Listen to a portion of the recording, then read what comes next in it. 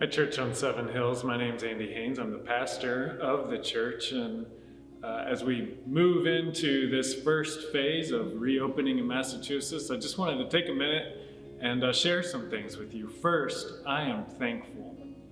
This has been a challenging time, but I am thankful for the meaningful time that I've had, especially with my own family, and the meaningful conversations that we've had as a church and our talking and communicating and phone calls and Zooms with each other through this pandemic. I'm thankful also for the power of the gospel. 1 Corinthians tells us that the gospel is the power of God to those who are being saved. And we have certainly rested on God's power and seen the evidence of the gospel in our lives. I'm thankful for the power of the gospel. Third, I'm thankful for the faith and strength of this church in particular, of the Church Universal, yes, and of this church, the Church on Seven Hills in particular. You have been faithful online, you have been faithful in giving, you have been faithful in communicating and caring for not only each other, but also your neighbors and the neighbors and essential workers and people that are just laying it out for us every day that we would be in a protected place. You have shown yourself faithful to Christ and strong in the faith, so I am thankful. And fourth, this is Memorial Day weekend, and I am certainly thankful for the sacrifices that so many have made that we can live in a place of freedom, and I want to remember that this weekend. Many of you may have seen this week the governor did release guidance on the reopening of Massachusetts, and included in that is specific guidance toward churches and houses of worship. We have said from the beginning that we will gather when it's permitted, practical, and prudent.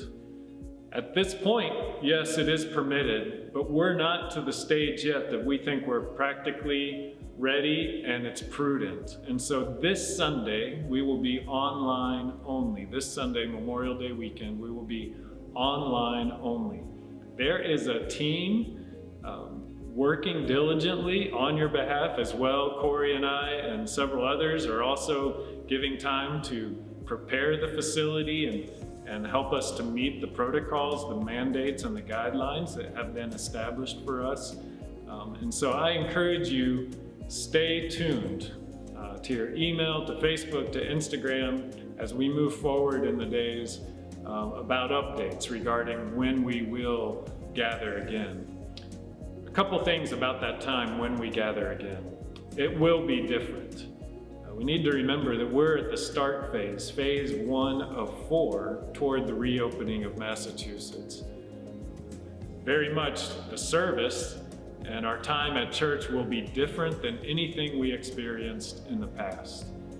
So I want to begin you to think now about that day when we gather, that it will not be like it was in February. Physical and social distancing will be required. Now is a good time to go ahead and order a mask or make a mask. If you don't have one, masks will also be required for nearly everyone that will attend. Churches are one of the entities in Massachusetts that are leading the way in this reopening. We have been entrusted with a lot, and we want to do this well and with excellence. We want to make this moment our best yet as we look toward regathering. We're going to continue to love our neighbors, and we're going to practice at that time loving our neighbors. We want to recognize and make all the work and sacrifice that all of us have put in so far count.